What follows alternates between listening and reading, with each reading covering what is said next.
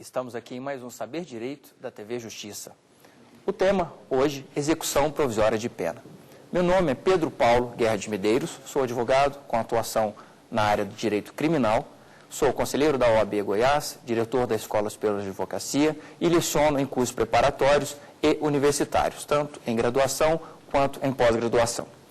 Na nossa primeira aula, trataremos dos elementos que precisamos conhecer para entender do que se trata a execução provisória de pena.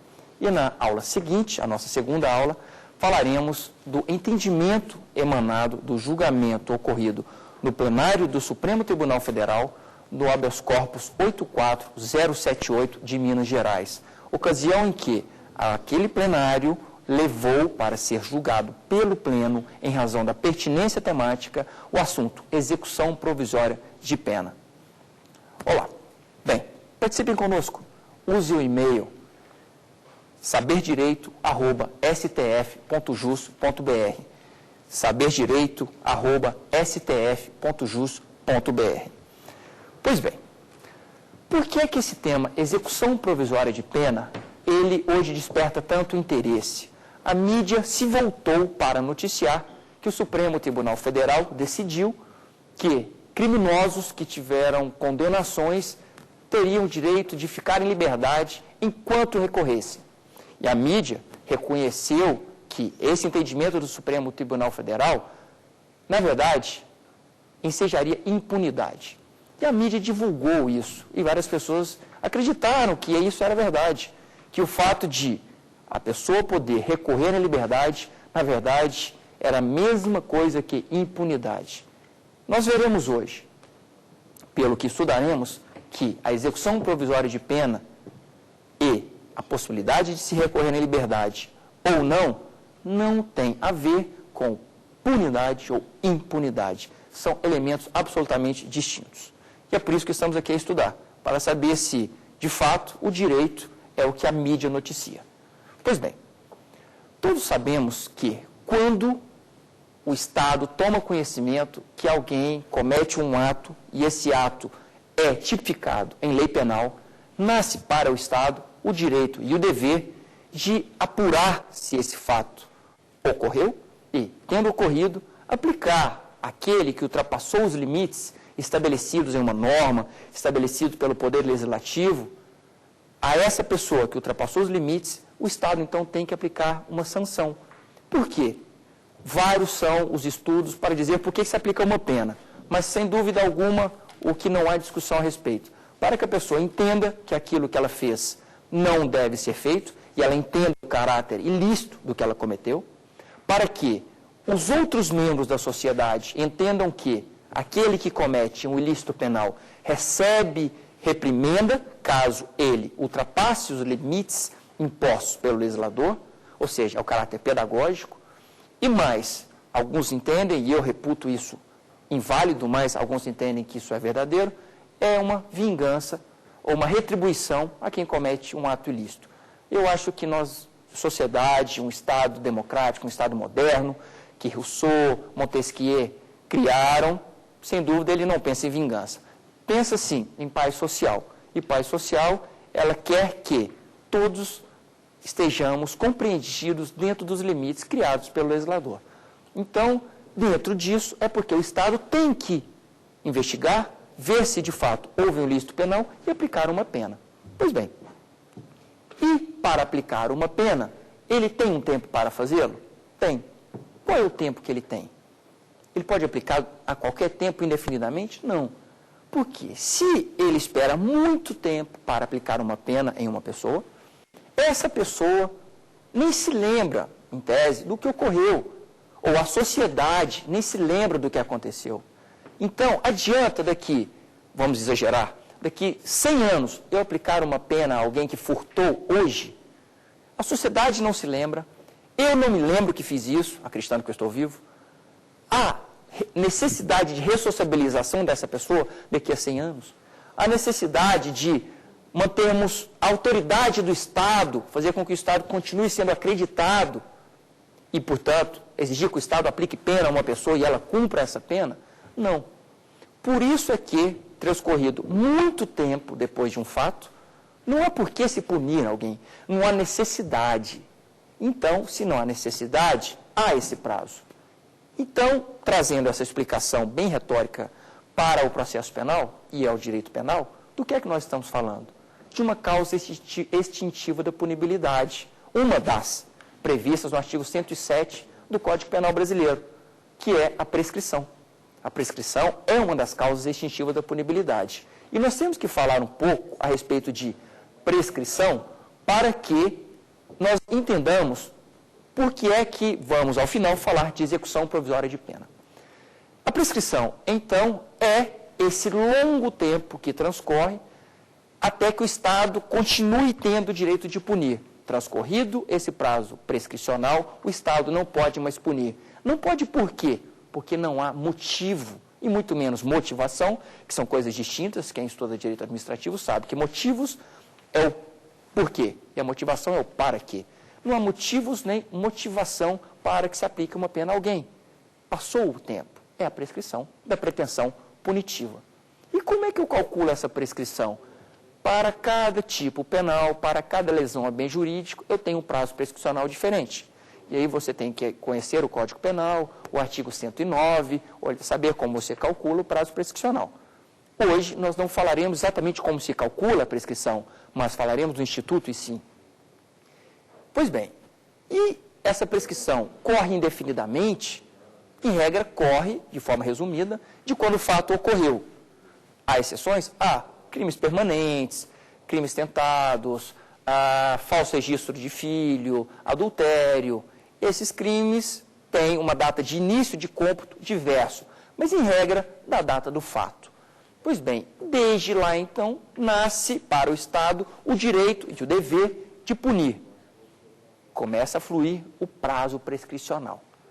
E se eu fujo, se eu escondo o que aconteceu, se eu invento artimanhas durante a investigação, vai prescrever e eu não vou ser punido. É verdade? É bem verdade. Então, o que o legislador pensou? Olha, eu tenho, de um lado, o direito de uma pessoa de se defender e tenho, de outro lado, o interesse da coletividade em apurar esse fato. Na colisão de interesses e de direitos, qual prepondera? Vamos conciliar? Vamos. Então, você tem o direito de exercitar ampla defesa, contraditório, tranquilamente, mas, em contrapartida, eu vou começar a criar algumas situações em que a prescrição para de fluir retilineamente. É um benefício para a sociedade, nesse caso. Tá bom. Então, foi quando o legislador criou as causas extintivas, as causas suspensivas e interruptivas do fluxo do prazo prescricional. E como é que são essas causas suspensivas? O que é uma causa suspensiva? Uma causa suspensiva é aquela em que você está contando um prazo e ele se suspende. Obviamente, é até uma semântica. Mas como é que isso acontece? Eu tenho o seguinte prazo. 1 dia, 2 dias, suspendeu. Eu continuo de onde eu estava. 3 dias, 4 dias, 5 dias. Suspende e continua de onde estava. Isso é uma suspensão de prazo. Interrupção de prazo. Eu tenho 1 dia, 2 dias, interrompeu. Volto de onde estava. 1 dia novamente, 2, 3, eu começo. Então, quando se interrompe um prazo, eu começo de novo. Quando se suspende um prazo, eu suspendo a contagem e retorno de onde eu parei. Essa é a diferença. Pois bem, e no direito penal brasileiro, quando é que eu tenho causas suspensivas? Eu tenho algumas e eu vou falar a respeito delas. Suspensivas do fluxo do prazo prescricional. Primeira delas, quando eu tenho uma causa sendo decidida no cível, uma causa que precisa ser decidida no cível, antes de eu saber se há crime ou não. Isso, então, é uma questão prejudicial, é uma causa suspensiva. Outra causa suspensiva, expedição de carta rogatória para citação. Essa poucas pessoas se lembram dela, mas a expedição de carta rogatória para citação suspende o fluxo do prazo prescricional. Outra causa suspensiva, citação por edital, 366 do Código de Processo Penal. Citou por edital, suspende o curso do processo e suspende o curso do prazo prescricional.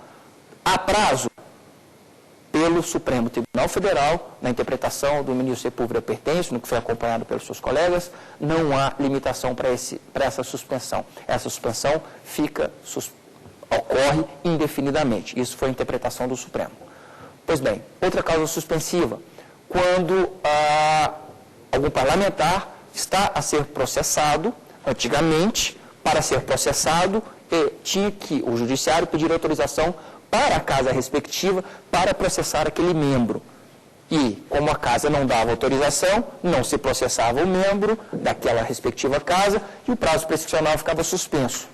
Hoje, com a emenda constitucional 35, é inverso.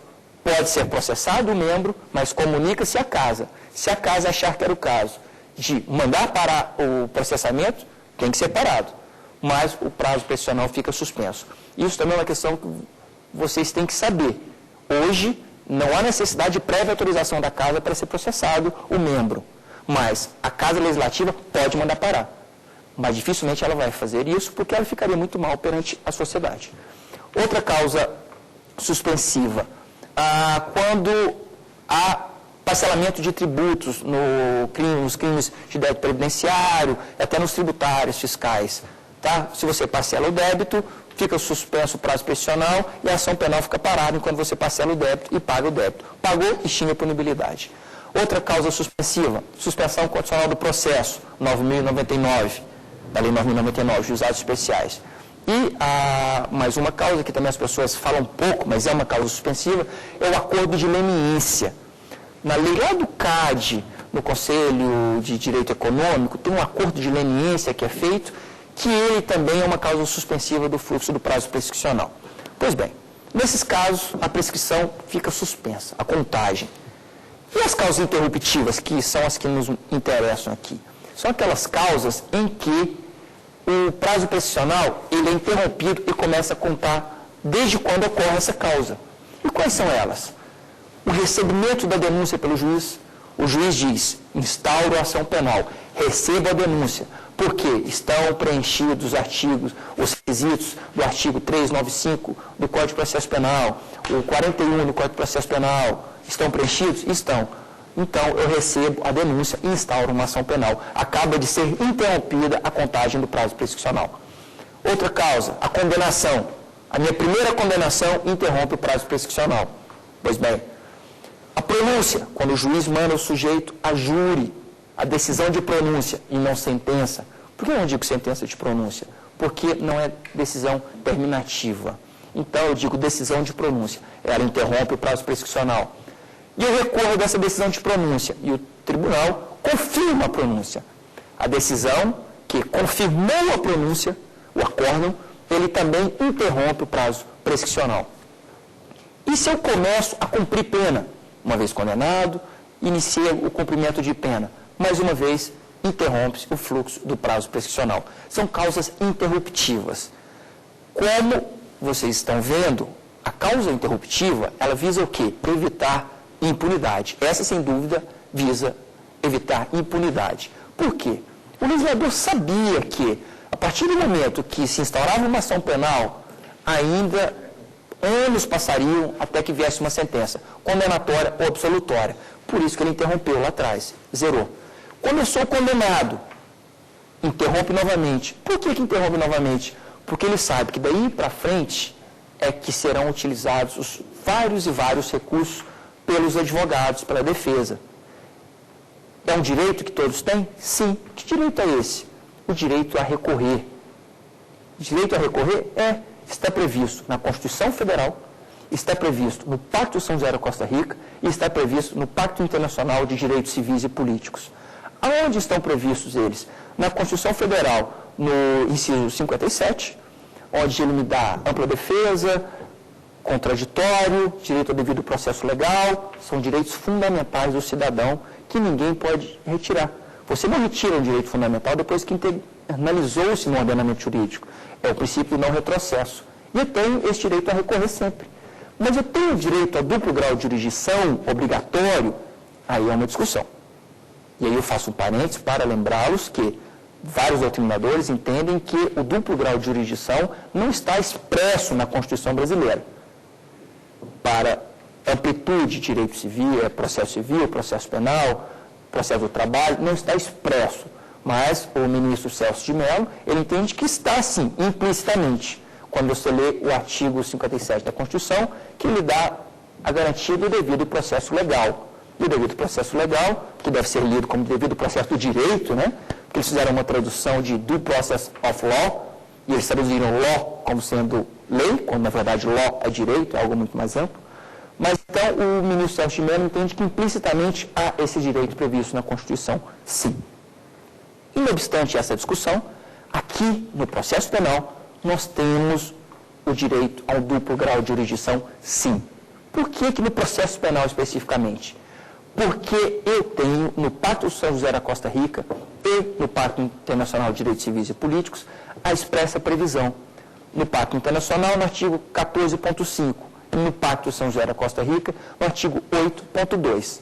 Ambos dizem que eu tenho direito sempre de recorrer de decisões proferidas em âmbito penal. Eu tenho direito sempre. Mas esses pactos são o quê? Por que você está dizendo que eles têm que ser cumpridos aqui no país?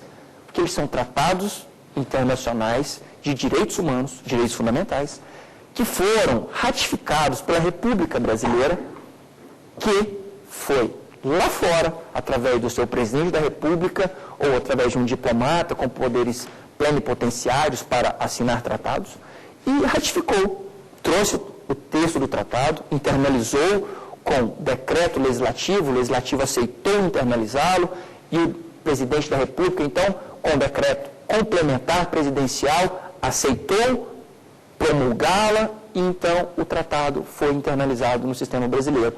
Portanto, eu tenho dois textos que estão internalizados, de onde emanam normas que me dão o direito de sempre um duplo grau de jurisdição no processo penal.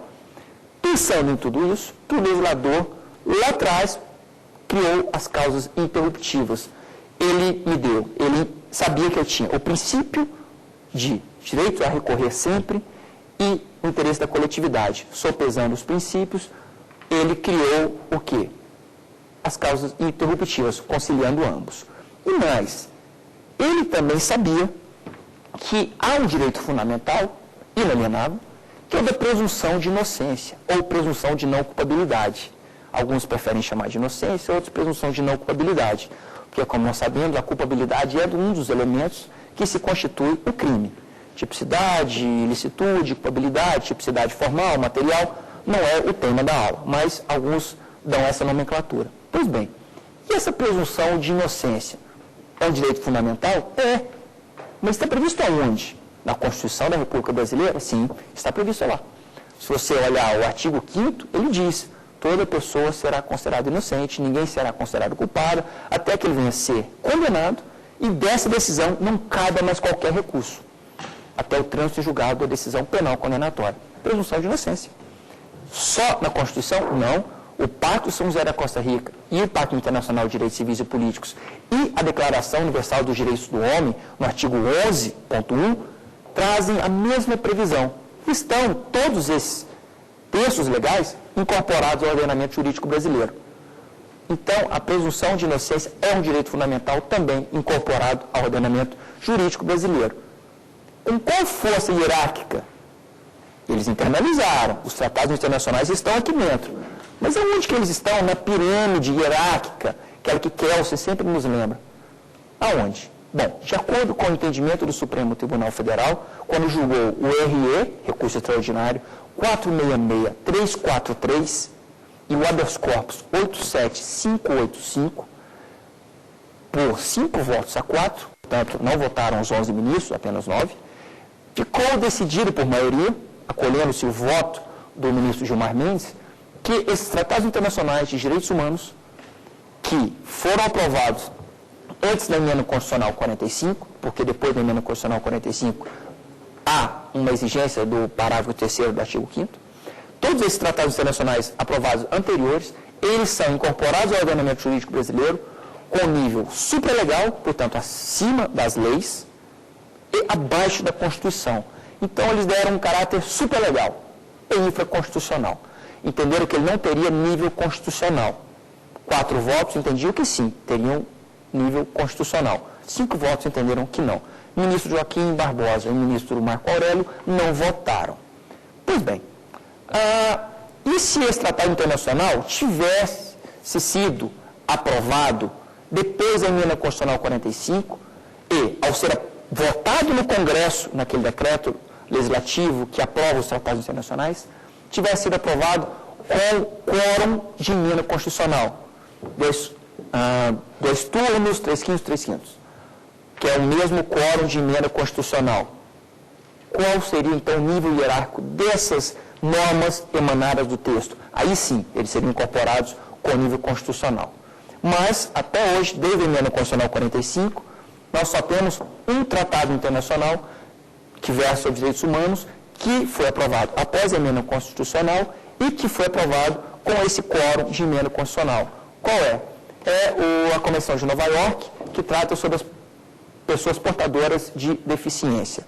Foi aprovado com quórum de emenda constitucional, por sugestão do próprio presidente da República. Então, esse é indiscutível, tem nível constitucional. Os outros, por 5-4, o Supremo entende que ele tem nível superlegal apenas. Na prática, faz diferença? Não, não faz diferença. É uma discussão acadêmica. E o Supremo discutia isso quando ele estava analisando se podia existir no ordenamento jurídico brasileiro a prisão por dívida do depositário infiel. Certo? Pois bem, de qualquer forma, caso haja, por hipótese, uma colisão de texto normativo da Constituição Nacional e de um tratado internacional assinado pela República, que entre no ordenamento jurídico e a norma de um tratado internacional e norma da Constituição Federal que se colidam, qual prevalece? A Constituição, porque o nível hierárquico dela é maior, segundo foi dito pelo Supremo. Na verdade, não. Você tem que aprender a fazer a interpretação pro homine. Qual das normas é mais favorável ao cidadão, ao súdito? Ela é a aplicável. Isso está na Convenção de Viena, no artigo 47, em que está dito, toda interpretação é para ser mais benéfica ao súdito. Ponto final.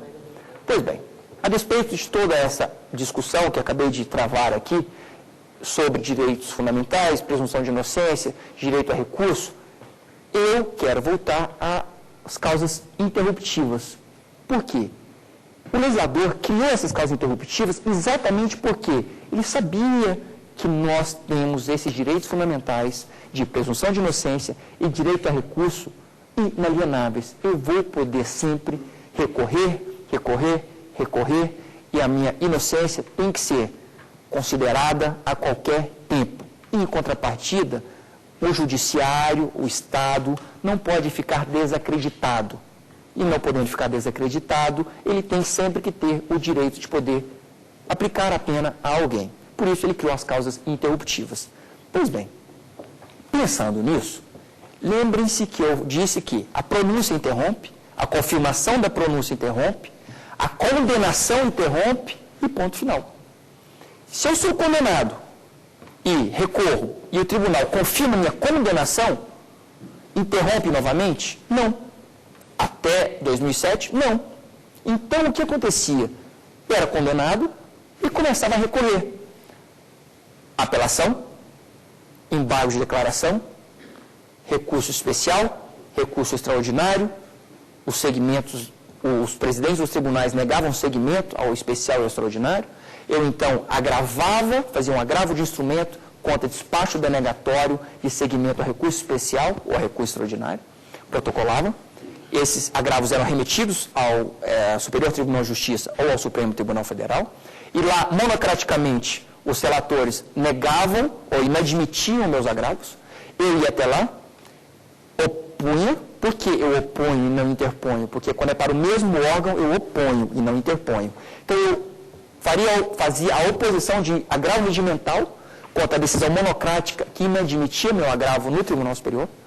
Dessa decisão monocrática, então, eu fazia agravo regimental. O agravo regimental era conhecido, improvido no STJ ou no STF. Dessa decisão, eu opunha novamente embargo de declaração e, uma vez julgado esse embargo de declaração, e aí agora eu vou olhar quando eu estou no STJ. E aí, quando eu ponho embargo de declaração no STJ, ele improvia, eu fazia recurso extraordinário para o STF contra a decisão do STJ que não proveu meus embaixo de declaração oposto ao agravo regimental, que era contra a decisão monocrática que inadmitia meu agravo de instrumento, que era interposto contra uma decisão do presidente do Tribunal de Segunda Instância, que negou o seguimento a um recurso especial. Olha só. E aí eu fazia esse recurso extraordinário no STJ, para ser remetido ao STF.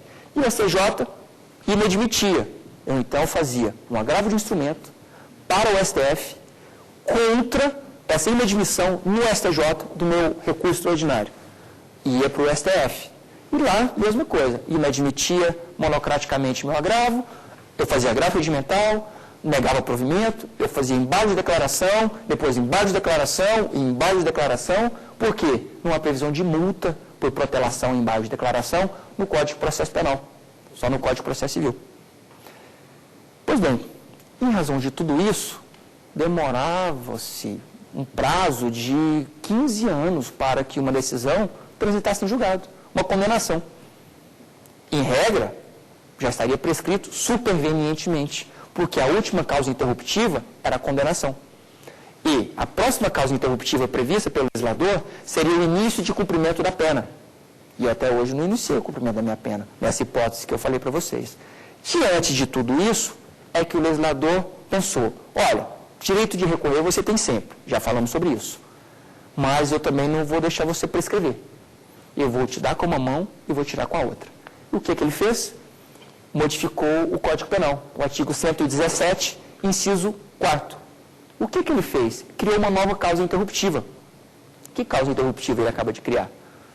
Agora você vai ser condenado? Ótimo. Interrompeu. Recorreu? Recorri. Fiz uma apelação para o tribunal. Não tem problema. Tribunal negou a sua apelação, ou seja, conheceu e improveu, ou sequer conheceu?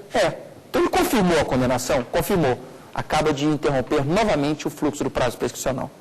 Interrompeu de novo? Interrompeu. Tá bom. Eu agora vou recorrer para o STJ, fazer um recurso especial.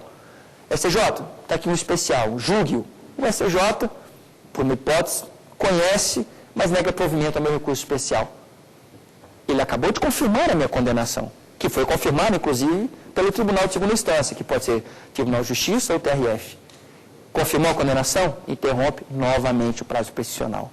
Portanto, o legislador acaba de dizer, com a modificação ocorrida no Código Penal, no artigo 117, que todas as confirmações da minha condenação interromperão o fluxo do prazo prescricional.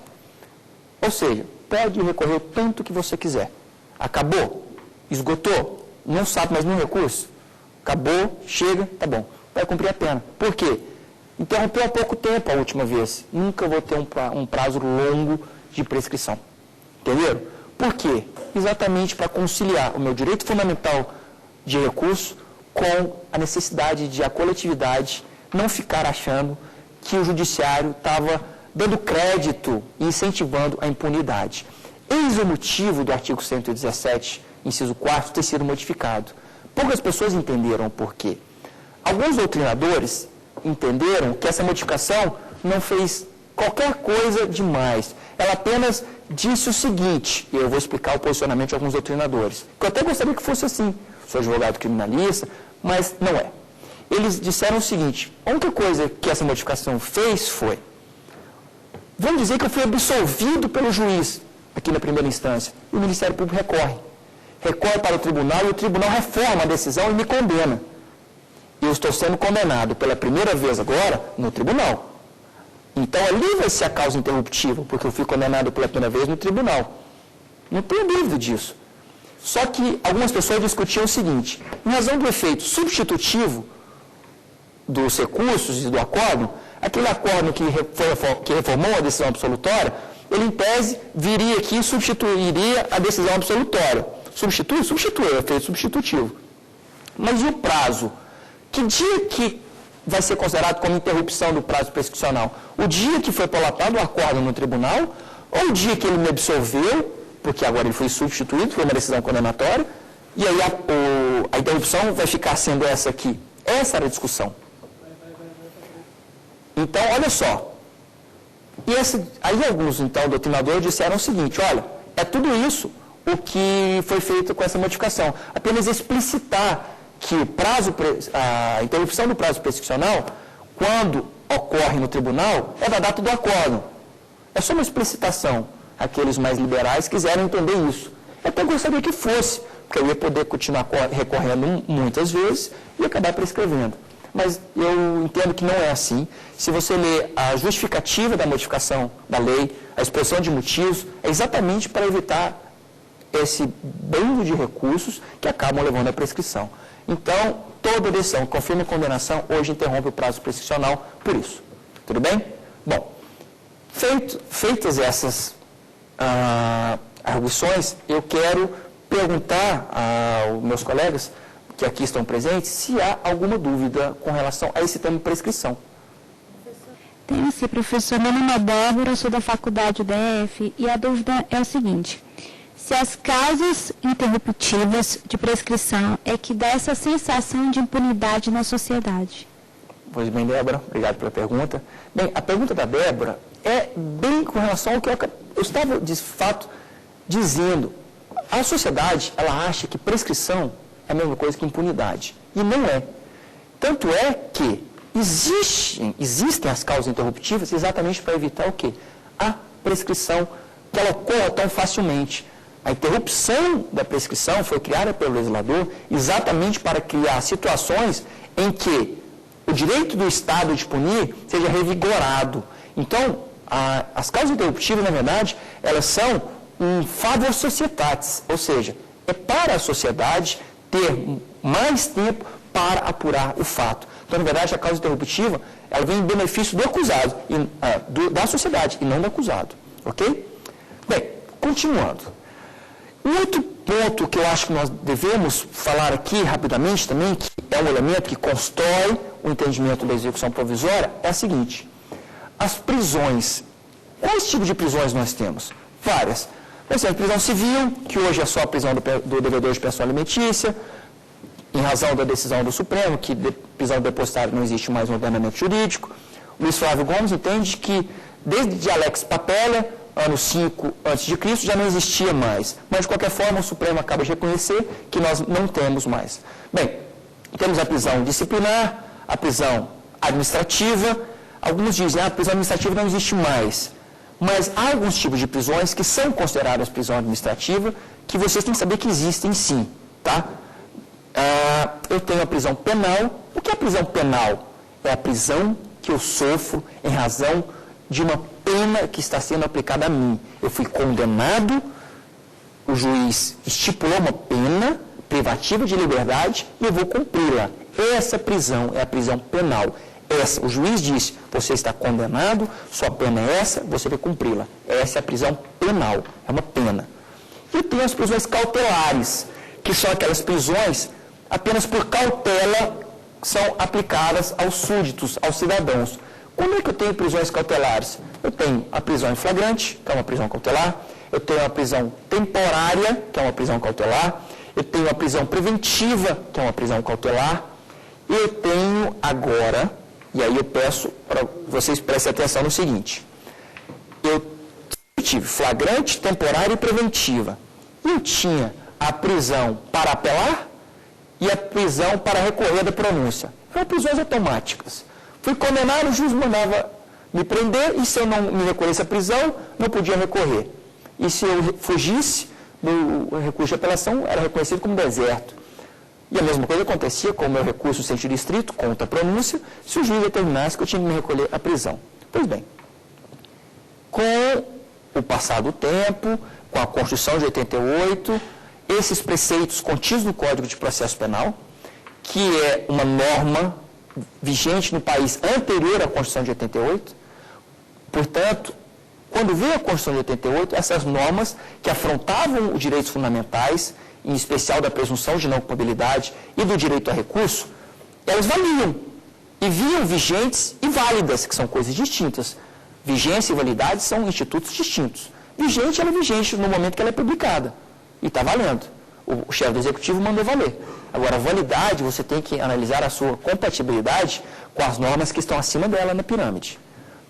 Então, veja só, ela, enquanto valia o Código Penal e Processo Penal, veio a Constituição de 88, o que aconteceu?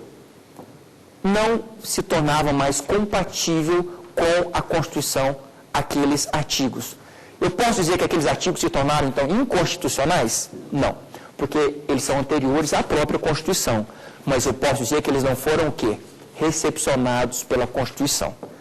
E apenas a título de esclarecimento, quando eu tenho não recepção, eu ataco isso através de quê? ADPF e não através de ADI, ou seja, arguição direta de inconstitucionalidade ou de constitucionalidade. Eu ataco através de ADPF. Pois bem, feito esse parênteses, eu digo, essas exigências de que eu tivesse que ser preso cautelarmente para recorrer da pronúncia ou recorrer da prisão, não foram recepcionadas pela Constituição. O Supremo Tribunal Federal já vinha dizendo isso. Até que, recentemente, nós tivemos as modificações no Código de Processo Penal, Lei 11.689 e a Lei 11.719, que vieram e modificaram isso. Agora, eu tenho quais tipos de prisões cautelares? Temporária, flagrante, preventiva e concomitante à decisão de pronúncia. Na verdade, o nome correto é prisão preventiva concomitante à decisão de pronúncia. Por quê? Eu fui pronunciado? Fui. Posso ser preso preventivamente? Posso. Desde que o juiz demonstre que ele está ali determinando a minha prisão preventiva. E não prisão pela pronúncia, só porque eu fui pronunciado. Olha, você está sendo pronunciado e, paralelamente, estou determinando a sua prisão preventiva. Então, é prisão preventiva concomitante à decisão de pronúncia. Tá? É o artigo 413, parágrafo 3º. E eu tenho também, agora, a minha prisão preventiva, que pode ser determinada paralela à decisão condenatória. Pode vir junto? Pode vir junta. Mas não porque eu fui condenado. Mas eu fui condenado. Ponto. Eu, juiz, entendo que vou também determinar a sua preventiva junto.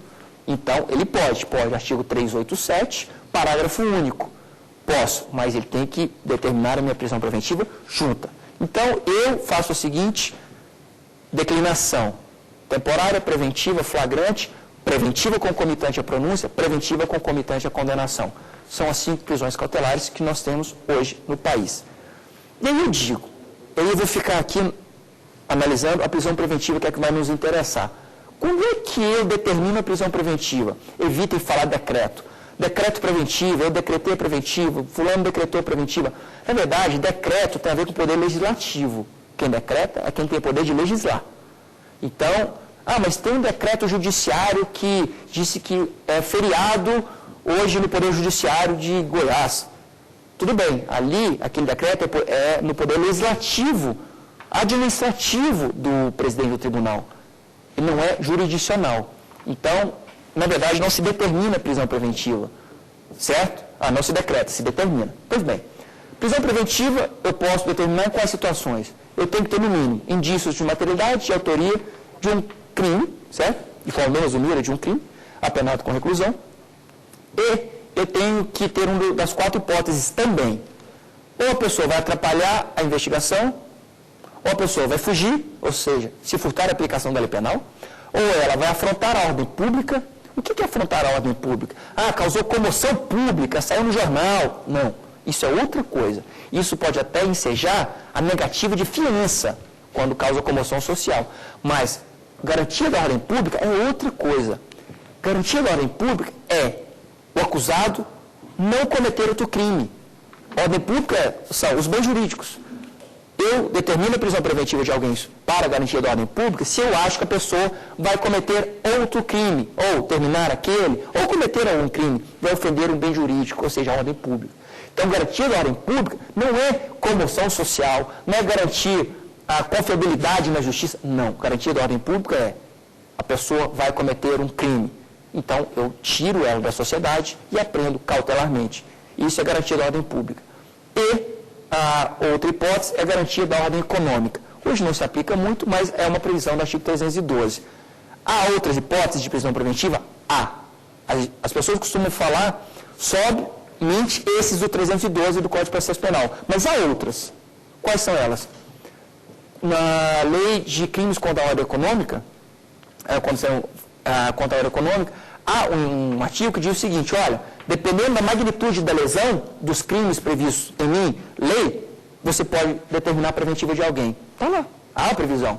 Outro lugar onde há previsão, na lei de recuperação judicial. a antiga lei de falência, hoje chama lei de recuperação judicial, lá tem a possibilidade de determinação de prisão preventiva. Lá está, certo? E há uma nova hipótese, que é quando o juiz determina a prisão preventiva de alguém para garantir a efetividade das medidas protetivas lá da Lei Maria da Penha. Então, são hipóteses de prisão preventiva que as pessoas passam batido, mas que estão fora do artigo 312, certo? Pois bem, então, para eu determinar a preventiva, eu tenho que dizer objetivamente e fundamentar, eu, magistrado, eu tenho que fundamentar aonde a pessoa vai atrapalhar a investigação, aonde ela vai, eu tenho provas aqui, objetivas de que ela vai fugir, ou seja, vai se furtar a aplicação da lei penal, quando a lei penal vier, né, quando a lei penal for aplicada, vamos procurá-lo e ele não vai estar aqui. Então, cautelarmente, eu seguro a pessoa. E eu tenho que provar com fundamentação objetiva, porque fundamentação das decisões é uma garantia fundamental, um direito fundamental previsto na Constituição e nos tratados internacionais de direitos humanos. Eu tenho que provar que a pessoa vai cometer outro crime. Se eu não provo, eu não aprendo. Agora, dizer que eu vou determinar a prisão preventiva de alguém só porque o crime é bárbaro, gravidade do crime, causou comoção pública, isso não está em quaisquer desses artigos que eu citei para vocês. Então, isso não seja prisão preventiva. Por mais que nós queiramos mandar prender alguém porque o crime foi bárbaro, ele vai fugir? Ele vai atrapalhar a investigação? Vai cometer outro crime?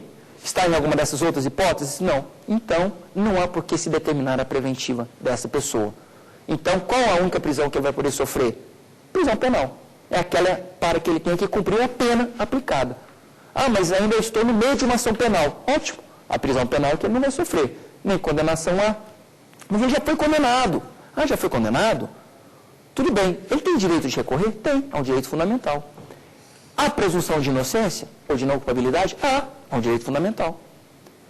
Posso obrigá-lo a, quando condenei, eu automaticamente vou mandar prendê-lo? Não. Como eu disse, agora a modalidade é outra. Condena e, paralelamente, determina a preventiva, mas fundamentando nos elementos sobre os quais acabei de me referir, de que seja uma preventiva. Se você, juiz, ao condenar, não demonstra necessidade, a palavra-chave é necessidade.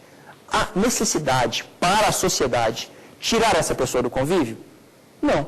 Então, ele fica em liberdade, como esteve, porque a presunção é de que ele é inocente, até que eu possa aplicar a ele o quê? A prisão penal.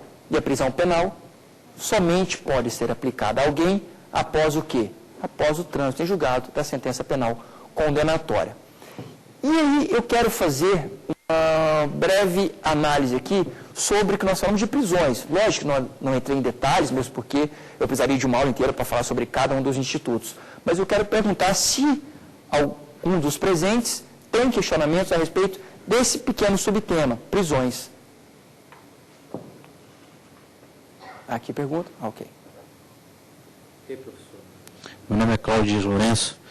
Eu tenho uma dúvida com relação a uma divergência entre a lei de drogas, no artigo 44, em relação à alteração que veio da lei de crimes hediondos, da lei 11.464, visto que essa lei altera os crimes hediondos.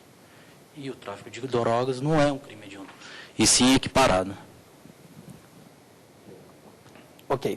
Bem, agradeço a sua pergunta, a participação. Esse tema é interessante, como todos têm sido, mas esse tema especificamente me desperta muito interesse. Até já escrevi muito a respeito dele, já publiquei uma obra a respeito exatamente desse tema. É o seguinte, eu não falei especificamente a respeito da prisão em flagrante, mas quando alguém é preso em flagrante, eu continuo sendo presumivelmente inocente. Então, preso em flagrante, o flagrante é dividido em 5 partes, a detenção, lavratura do auto de prisão em flagrante, a condução, comunicação ao juiz, e aí eu faço um parênteses, que as pessoas que estão fazendo concurso têm que se atentar.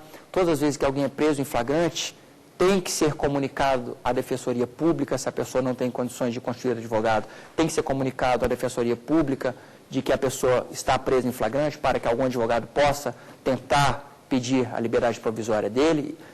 E há entendimento doutrinário que se em 24 horas não for comunicado à Defensoria o auto de prisão em flagrante é nulo, então o estado de flagrância deixa de existir, certo? Mas, independente disso, quando alguém é preso em flagrante, a regra é voltar à liberdade, depois de ser feito o auto de prisão. E para voltar à liberdade, eu tenho que fazer um pedido ao juiz, pedido de liberdade provisória. O juiz, então, concede, normalmente a regra é a liberdade, a regra constitucional é liberdade, ele, então, me devolve a liberdade e vai fazer um inquérito, eventualmente vai existir ação penal, mas há algumas hipóteses e exceções em que ele não vai me deixar sair, não vai me conceder essa liberdade provisória. Quais são essas exceções? Quando ele achar o seguinte, olha, eu vou te deixar sair, você pisa lá fora, e eu olho de novo para o inquérito, para o auto de prisão, e acho que há motivo para eu determinar a sua preventiva. Então, eu te deixo sair com liberdade provisória e já determino a sua prisão preventiva. Volta lá e te pego de novo. Para evitar isso, que é estou fazendo aqui uma comicidade, mas seria isso na prática, o que ele faz? Ao analisar se vai me conceder liberdade provisória, ele já analisa se não estão presentes os elementos que ensejariam a minha prisão preventiva. Que se estiverem, ele já diz, não te concedo liberdade provisória, porque eu ia determinar a sua preventiva. Então, não concedo sua liberdade provisória, vai ficar aqui preso. Lógico, fundamentando nos elementos que ensejariam a prisão preventiva. Vai fugir, vai atrapalhar a investigação, todos aqueles sobre os quais falamos agora. Perfeito. Essa é a regra. Mas há algumas hipóteses em que o próprio legislador estipulou previamente na lei que, olha, se alguém for preso em flagrante para esse tipo de crime aqui, nem adianta pedir liberdade provisória, que eu não concedo. Não vai ser concedido. Mesmo se não estiverem presentes os elementos que ensejariam a prisão preventiva. Não concede. Tá bom. Isso já existiu? Já. No Estatuto do Desarmamento existia isso. Na lei de tóxicos atual existe isso, e foi sua pergunta, em que o legislador diz o seguinte, olha, o sujeito foi preso em flagrante, a acusação de tráfico não cabe liberdade provisória, ponto. Mas mesmo se não estiverem presentes os elementos que ensejariam preventiva, mesmo assim, por quê? Eu, legislador, estou dizendo. Pois bem, como o Supremo já analisou um caso semelhante, que era uma vedação idêntica que existia lá no Estatuto do Desarmamento, o Supremo disse, olha, isso é inconstitucional, porque não pode o legislador, sentado na cadeira dele lá no Congresso, imaginar se o dia que alguém for preso em flagrante, ele vai fugir, ele vai atrapalhar a investigação, vai cometer outro crime, que são os elementos que ensejariam a preventiva. Ele não pode presumir que os elementos que ensejariam a preventiva estariam presentes. E ele afronta de cara a presunção de não culpabilidade, ao sozinho no gabinete dele presumir que há necessidade de eu ficar preso. Então, o Supremo diz que essa vedação por si só é inconstitucional. Quando ele julgou uma ADI, que é a ADIM, mas hoje se chama ADI, contra o Estatuto do Desarmamento. Pois bem, e o mesmo raciocínio, o mesmo raciocínio tem que ser aplicado aqui quando você trata de liberdade provisória com relação à lei de tóxico. A vedação por si só vale? Certamente não vale, porque ela afronta o princípio constitucional da liberdade. Pode ser negado fiança? Pode. Nega fiança. Mas estão presentes os elementos que ensejariam a preventiva? Não, no caso concreto não. Então, nesse caso, tem que ser concedido liberdade provisória. O Supremo está meio reticente de reconhecer isso para tráfico, porque tráfico é uma situação muito grave, mas o ministro Celso de Mello, todas as vezes em que chegam habeas corpus para ele monocraticamente, cautelarmente, diz que a vedação do artigo 44 da lei de tóxico é inconstitucional, e ele diz, juiz, você pode até negar a liberdade provisória para esse sujeito aí, foi preso por tráfico, mas fundamenta nos artigos da preventiva. Não diz simplesmente, não cabe porque a lei não deixa. Tá? Então, e eu entendo, como o ministro Celso de Mello, que de fato afronta direitos fundamentais essa vedação por si só. Ok? Pois bem. Bom, e aqui nós vamos caminhando para o fim dessa primeira aula, certo? E, fazendo um resumo do que nós vimos hoje, nós analisamos que todos temos direito a recorrer, nós todos temos direito a que se presuma inocente um súdito, e esses direitos são direitos fundamentais, previstos aonde? Na Constituição da República Federativa do Brasil, promulgada em 88, no Pacto de São José da Costa Rica, que é um Tratado Internacional de Direito Humano, e no Pacto Internacional de Direitos Civis e Políticos, e também na Declaração Universal dos Direitos do Homem. Todos esses são tratados internacionais incorporados ao ordenamento jurídico brasileiro. Vimos também que foi modificado o artigo 117, inciso 4 do Código Penal, inserindo uma nova causa interruptiva do fluxo do prazo prescricional, exatamente conciliando o direito a recurso, presunção de inocência, com o interesse da coletividade em punir o ilícito penal.